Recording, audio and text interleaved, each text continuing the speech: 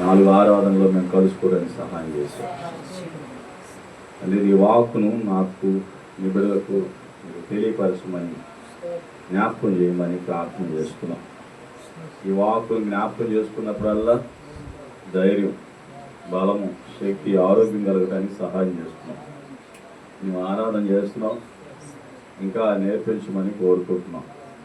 ఆత్మతో సత్యమతో నేను ఆరాధించడం మాకు తెలియజేయమని కోరుకుంటున్నాం.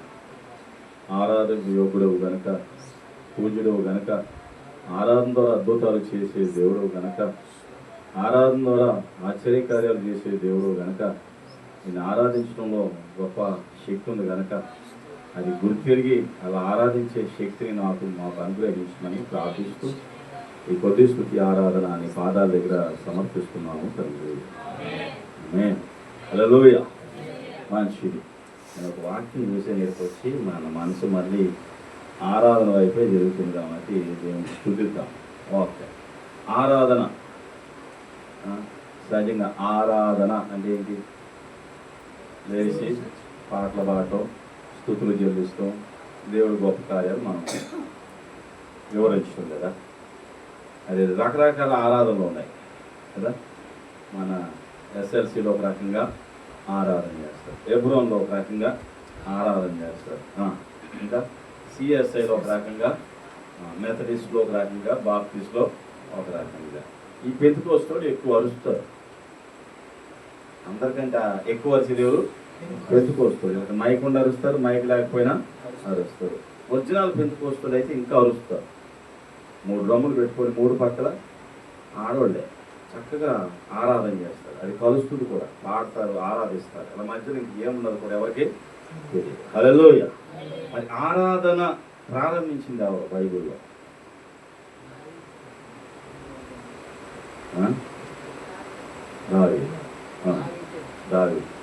దావీదు పాడేదాకా ఎవరు పాడలేదంటారు ఆ పాటలో. చెప్పండి. అసలు ఆరాధన ప్రారంభించింది దేవుడు. దేవుడు ఆరాధన ఎక్కడ ప్రారంభించాడు? పరలోకంలో.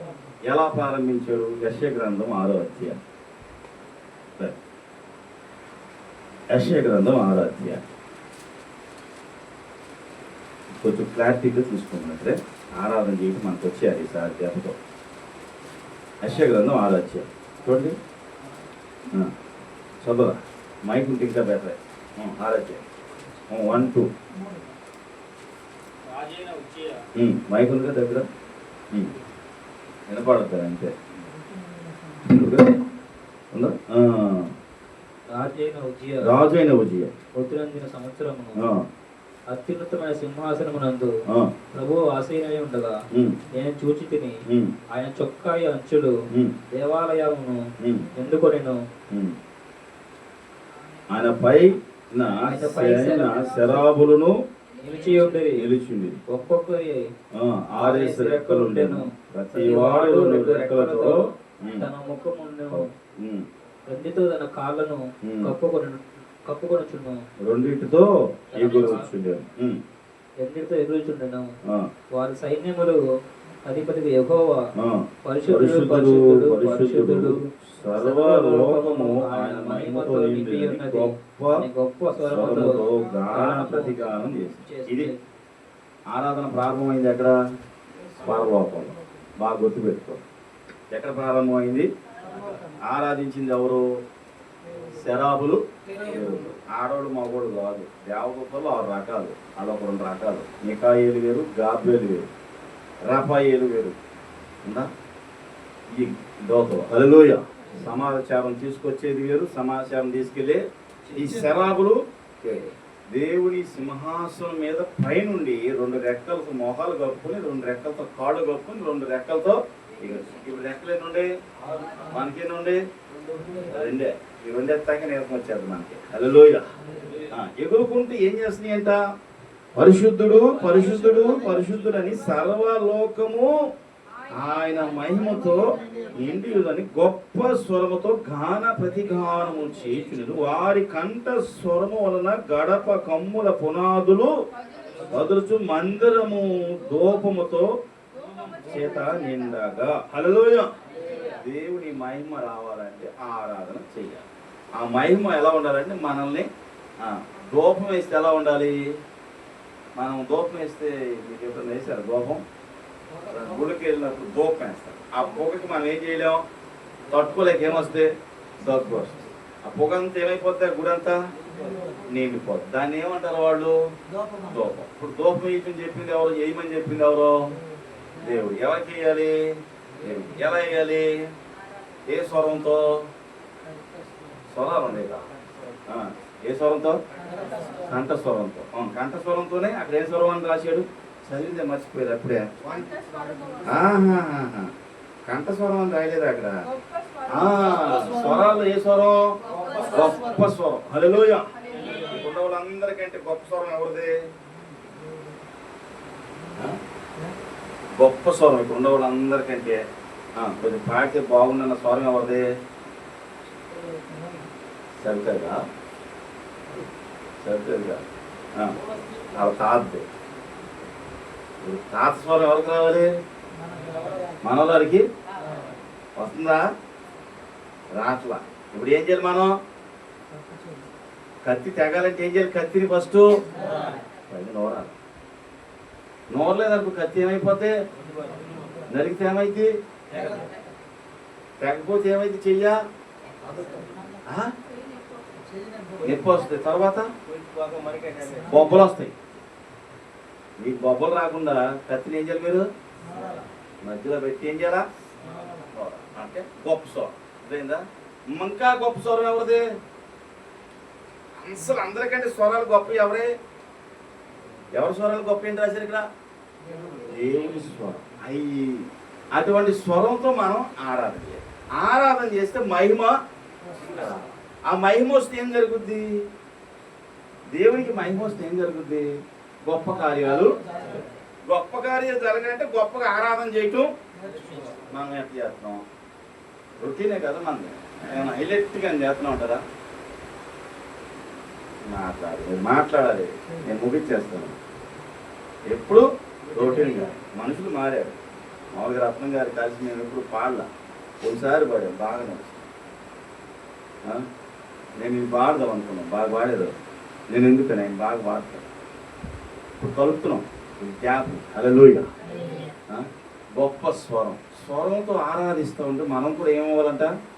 పరిశుద్ధుడు. అంటే పరిశుద్ధుడు. ఇలా ఎప్పుడైతే దేవుని స్తుతి భూమి మీదకి దిగి వచ్చిందో, ఇలా ఆరాధించడంలో దోతే ప్రధాన దోత. ఆ దోత పేరు ఏం పేరు? ఏం పేరు? ఏం పేరు? ఇంకెలా? లూసిఫర్. హల్లెలూయా. 14వ అధ్యాయం యెషయా గ్రంథం.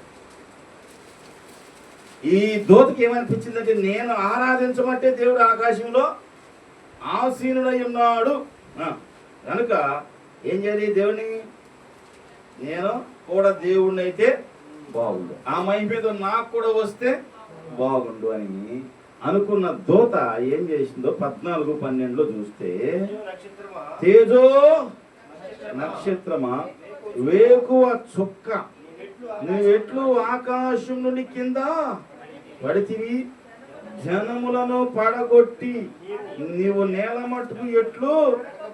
ఎట్లా నరికేశాడు దేవుడు? అక్కడ నరికితే ఎక్కడికి వచ్చి పడింది? ఇది నేల మీద పడింది. ఇప్పుడు నేల మీద పడి ఏం చేస్తుంది? మాట అయిపోలా. పడుకొని ఆడతారు డ్యాన్స్. ఎట్టా? నేను మామూలు డ్యాన్స్ చూసాను కానీ ఎలకింతలో పడుకొని పొట్ట మీద డ్రమ్ము కొట్టుకొని తిరుక్కుంటా. ఎయ్ ఎయ్ ఎక్కడ పడ్డారంటే వీళ్ళు? నేల మీద. చూసారా?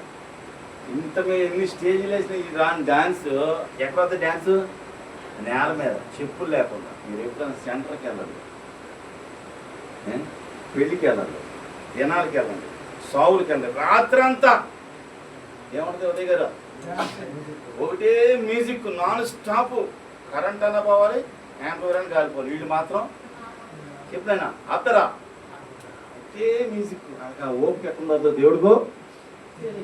మనం అంతసేపు డ్యాన్స్ చేస్తామా? అంతసేపు ఆరాధన చేస్తామా? ఈ ఆరాధనని భూమి మీదకి తన్నితే ఎక్కడికొచ్చి పడిందంటే నేల మట్టుకు పడి, ఈ భూమి మీద ఉన్న వాళ్ళందరూ ఆరాధన ఏం చేసింది? ఇది చెడగొట్టింది. మనుషుల్లో చెడుని ఏం చేసింది ఎక్కేసింది. ఇప్పుడు మనం సరదాగా ఉన్నాం. ఆటో ఎక్కితే రూపామయుడా అని పెడతారా? కొమరం భీముడు అని పెడతారా? కొమరం భీముడే పెడతారు. మన పిల్లలకి ఎక్కడన్నా బస్సులు ఎక్కను కానీ ఏ పాట వస్తుంది? నీవు నా తోడు ఉన్నావయ్యా, ఈ పాట వస్తుందా? నువ్వెక్కడుంటే ఈ పాట వద్దా? ఈ భూమి మీదకి పరలోకంలో ఉన్న ఆరాధనను తీసుకొచ్చి భూమి మీద ఉన్న వాళ్ళందరినీ ఏం చేసి సాతాను అందుకని పని కట్టుకొని మన పిల్లలకి కూర్చోబెట్టి నుంచోబెట్టి పడుకోబెట్టి పాట నేర్చుకోనాలి. అది రోడ్డంకి వెళ్ళే పాటలు నేర్చుకోమని చెప్పబడి పుస్తకే కామలు ఉండవు మా దగ్గర. పెడితే ఆగిపోవడం అక్కడ సరేలోయ చెప్పాలా ఆటోమేటిక్గా. మన సంఘం ఒక పాట ఉంది, దేవుడు పాటలు అయితే రావంట. ఏ పాటలు వస్తాయంట? నవ్వుతున్నాడు పాప తెలుసు నీకు? మరి నవ్వుతున్నావు తెలుసు నీకైతే. సినిమా పాటలు అయితే ఈజీగా వస్తాయంట. ఎట్టండి అంటే ఈ భూమి మీద ఎక్కువగా పాడే పాటలు ఏంటి తెలుసా? ఏం పాటలు? సినిమా పాట. ఫస్ట్ సినిమా ముందు వదిలేది ఏం పాటలు వదులుతారు? సినిమా వదులుతారా పాటలు వదులుతారా? పాటలే కదా. ఇప్పుడు కొత్తగా ఏమొచ్చింది తెలుసా? ఎయిరా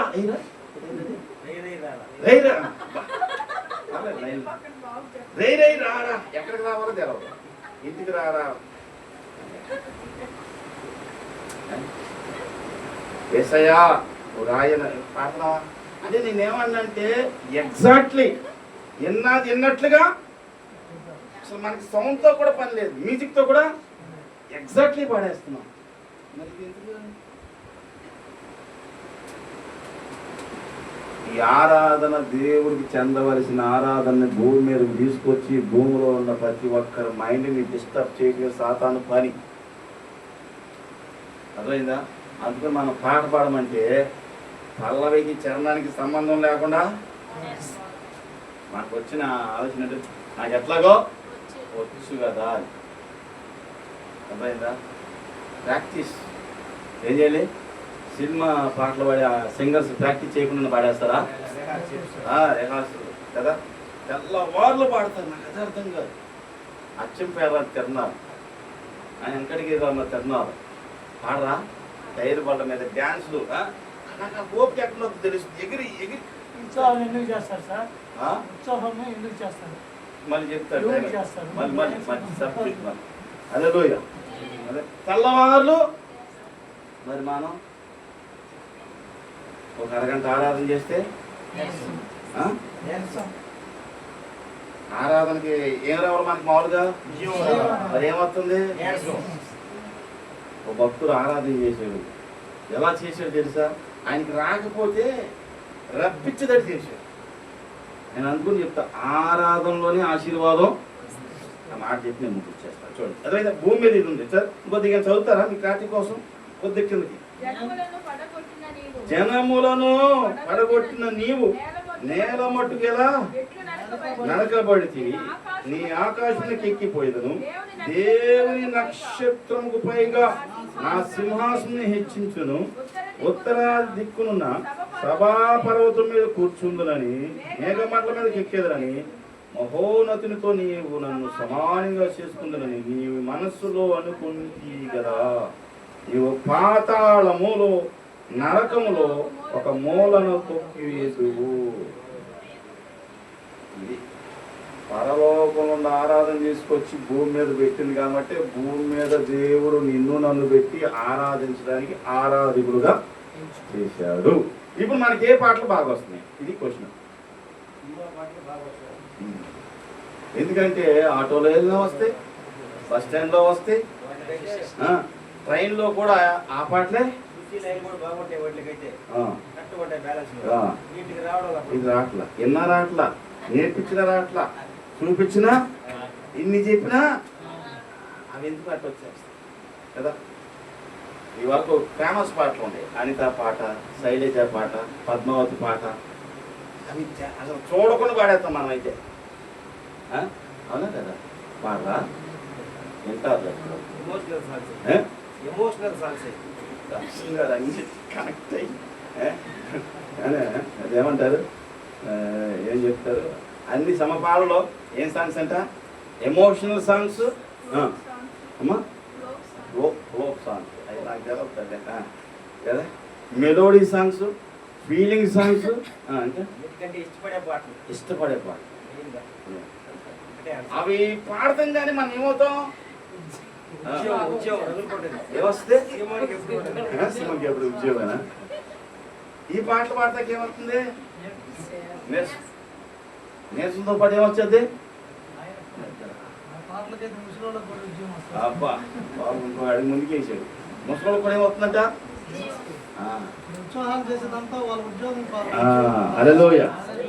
దానివల్ల ఎవరికి ఉపయోగం? ఎవరికి లేదు. ఎవరికి? బైబుల్లో ఒక ఆయన ఆరాధన చేశాడు చూడండి, 2వ రాజుల గ్రంథంలో. నేనేమంటే ఇటువంటి ఆరాధన చేస్తే ఆశీర్వాదం రాదా అని నా క్వశ్చన్. చదువుతారా? ఇటువంటి ఆరాధన చేస్తే మనకు ఆశీర్వాదం రాదంటారా? చూడండి, చెప్పి నేను ముగిస్తాను. సమయం అరగంట అయిందా? 10 నిమిషాలు ఇది చూసుకుందామే. ఈయన పేరు యెహోషాపాతు రాజు. ఈయన యుద్ధం చేయాల్సి వచ్చింది. యుద్ధం చేసేటప్పుడు ఏం చేయాలో తెలియదా. గాయకులను తీసుకొచ్చాడు, పాడేవాళ్ళని తీసుకొచ్చాడు, బ్యాండీ వాళ్ళని తీసుకొచ్చాడు, ఆర్కెస్ట్రా తీసుకొచ్చాడు, కోయిత్యం తీసుకొచ్చాడు, వాళ్ళకి అంగీలు వేసారు. మొత్తం కలిపి స్తోత్రం చెప్పుకుంటూ పోతానే ఉన్నాడు. పోతా ఉంటే ఏం జరిగిందో తెలుసా? చూద్దామా? 21 2వ దినవృత్తాంతాలు 20 అధ్యాయం 21 వచ్చింది. మరియు అతడు జనులను హెచ్చరిక చేసి తరువాత యెహోవాను స్తుతించుటకు గాయకులను, ఎవరంట? గాయకులను. ఏఆర్ స్టీవెన్సన్ గారు వస్తున్నారు. ఆయన మంచి జీవ సువార్త గాయకుడు. సిరివేల ఆనోద్ గారు వస్తున్నారు, మంచి సువార్త గాయకుడు. అట్లా పాట చెప్తారు కదా గాయకుడు. గడ్డి జాషో అవుతున్నాడు, గండె ఏదో జాషో గారు వస్తున్నాడు, మంచి పాటలు పాడతారు. వాళ్ళు ఏం చేశారు? పాడి పాడి పాడి ఆ పాటలు పాడి వాళ్ళు ఏమైపోయారు? సింగర్స్ అయ్యారు. నేను అదే అనుకుంటాను, మన చర్చిలో ఎవరు అబ్బా సింగర్ అని. చెప్పండి అమ్మా. నాకు తెలిసినంత వరకు కూడా నాకు అలా కనపడ్డా.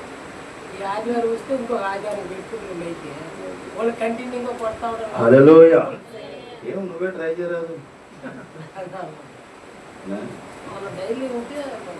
సరే వదిలేసేయి, నువ్వు ట్రై చేయి.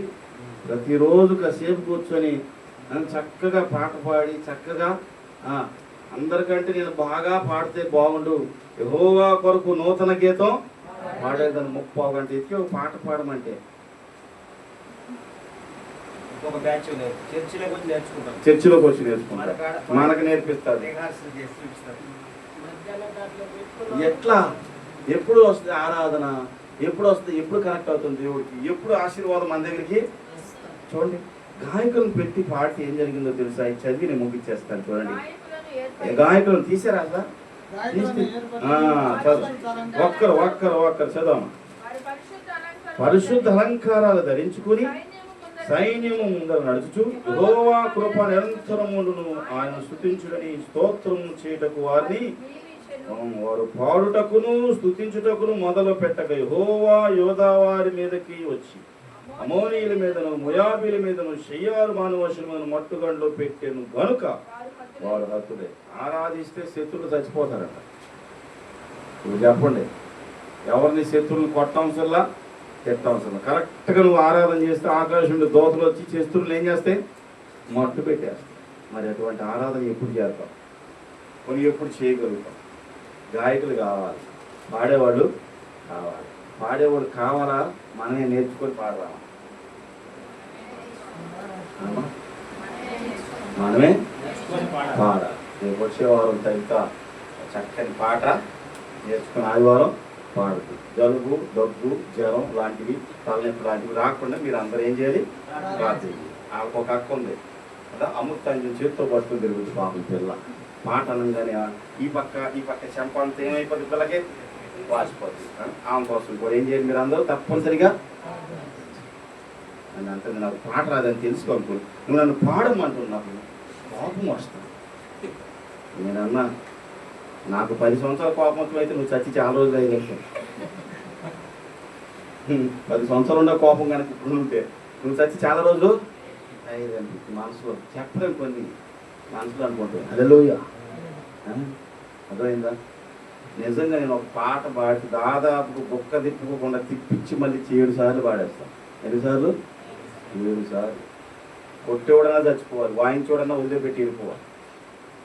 ఓ పాస్టర్ అన్నాడు, నీతో పాట పాడేదానికంటే చచ్చిపోతాం బెటర్ అన్నాడు. నువ్వు పాడుతుంటే డ్రమ్ము కొట్టేదానికంటే చచ్చిపోతాం ఈజీ, కొట్టి చచ్చిపోతాం అన్నాను. నేను పాట పాడినప్పుడు అంటే నాకు ఎప్పుడైతే టైఫాయిడ్ వచ్చిందో, కొంచెం గ్యాస్ వచ్చి పొట్ట వచ్చి ఇప్పుడు ఏం సపోర్ట్ తీసుకున్నాం, అప్పుడు నో సపోర్ట్. ఉదయ్ గారు కంటిన్యూగా 12 పాటలు పాడేసానండి.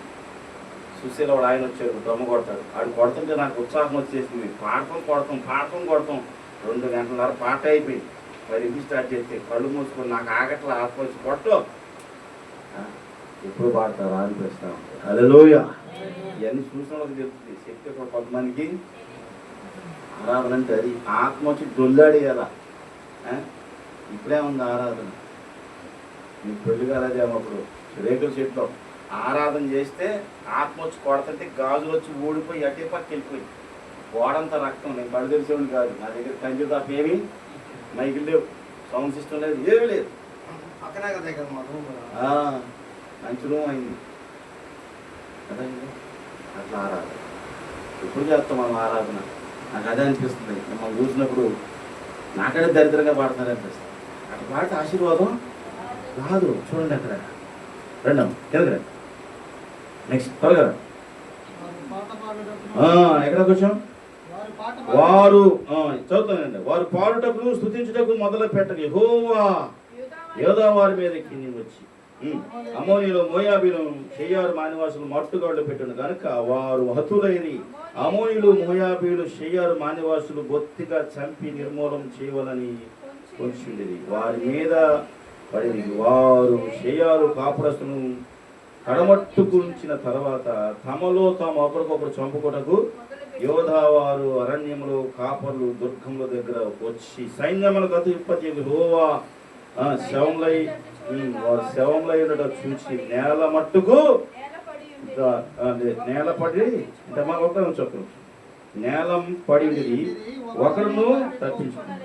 యెహోషాపాతు అతని జనులందరూ అది వారి వస్తువులను దోచుకుంటకు దగ్గరకు రాగా వారు శవంలో విస్తారధనము ప్రశస్తమైన నగలు కనబడిన. వారు తమకిష్టమైనంత మట్టుకు తీసుకొని పోగలిగినంత కంటే ఎక్కువగా ఒలుచుకొని పొలసొమ్ము అతి విస్తారమైన దాన్ని కూర్చుకుంటకు 3 దినాలు పట్టింది.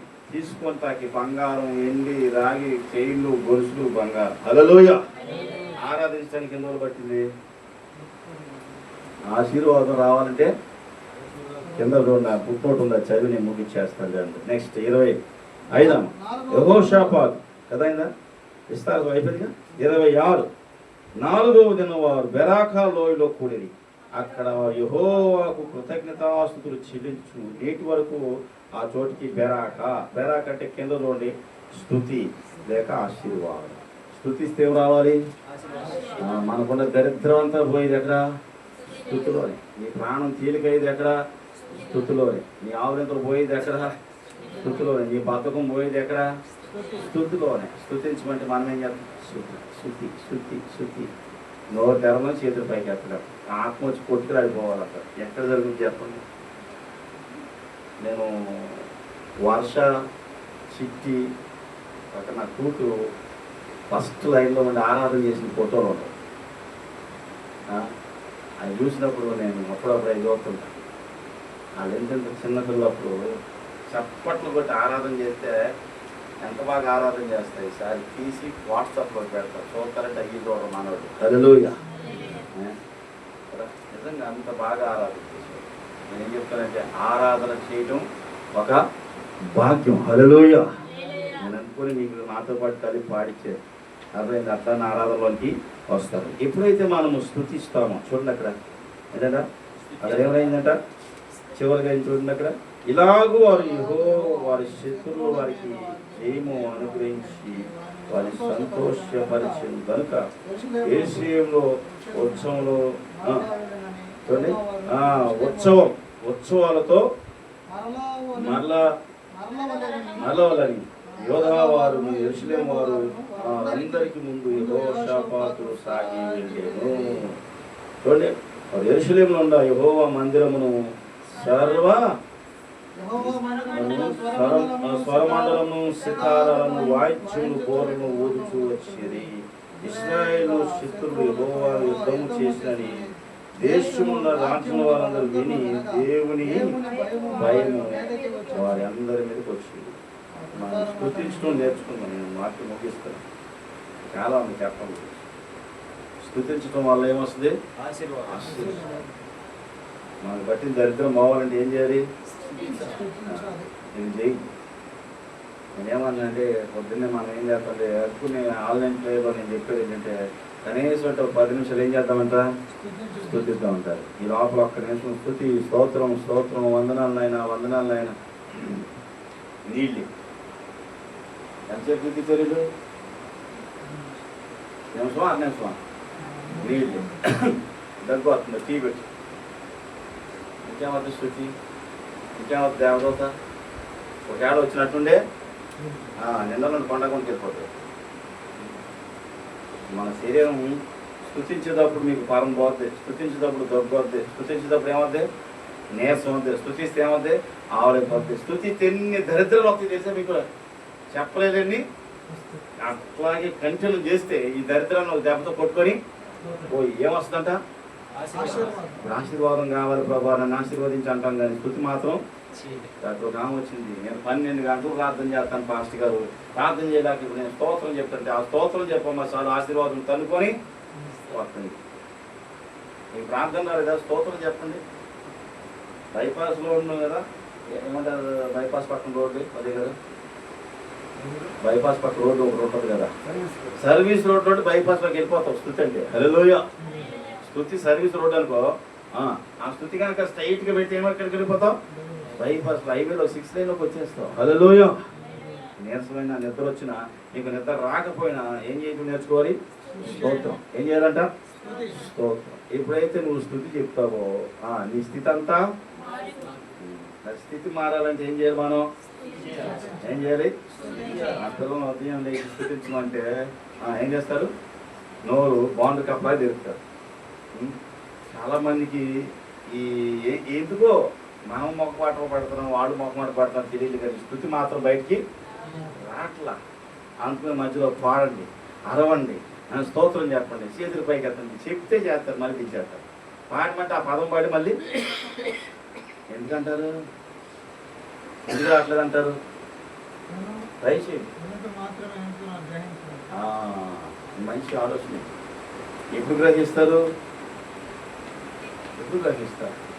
శత్రువులు పోవాలంటాం, దరిద్రం పోవాలంటాం, శాపం పోవాలంటాం, పాపం పోవాలంటాం. ఏడకి పోతుంది? ప్రభా నన్ను కడిగి, నన్ను తుడిసేయి, నన్ను రుద్దేయి, నన్ను శుభ్రం చేసి. ఎవరు చేస్తారు? ఎవడు వచ్చి చేస్తారు? నీ మొహం నువ్వే కడుక్కోవాలా?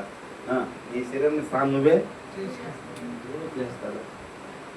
నిన్ను నువ్వే పరిశుద్ధ పరుచుకోవాలి. వాక్యం స్థానం, ఉతక స్థానం. హల్లెలూయా. నేనేమంటే ఎప్పుడైతే మన పిల్లలకి గనక పాడిస్తుంది, చూడండి చిన్న చిన్న చిన్న పిల్లలు 1, 2, 3 years పిల్లలు చూడండి మైక్లో సింగర్స్ ఎట్ పాడుతున్నారు. ఆ పాట పాపండి గలగా అంటే జీన్స్ సినిమా పేరు నాకు బాగా ఇష్టం. 30 సంవత్సరాల క్రితం చూసే 95. అర్థమైందా? తనక పాట పాడుతుంటా నాన్న వెనకమలుండి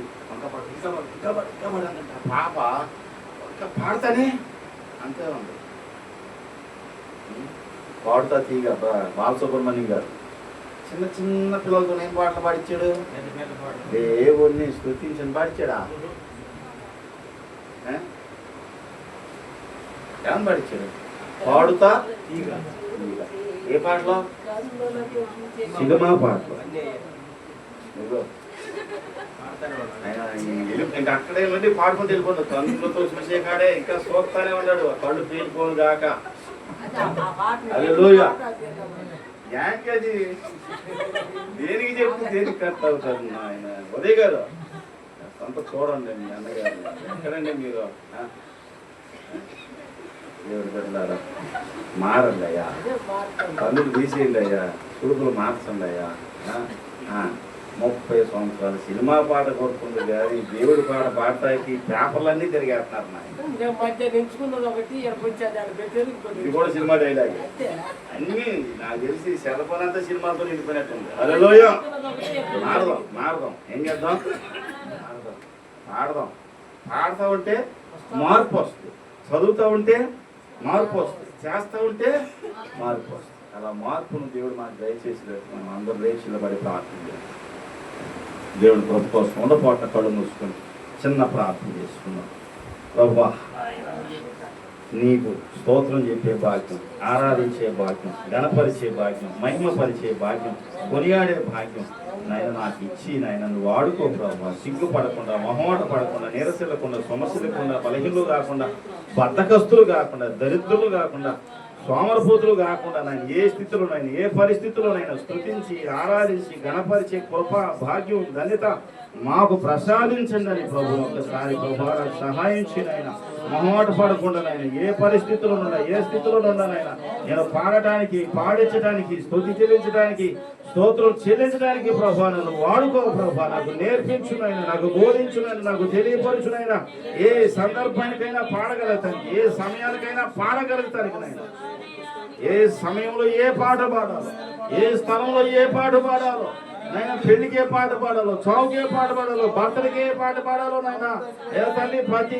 సందర్భానికి పాటలు నేర్పించండి నాయన. మీరే మమ్మల్ని వాడుకోవాలి.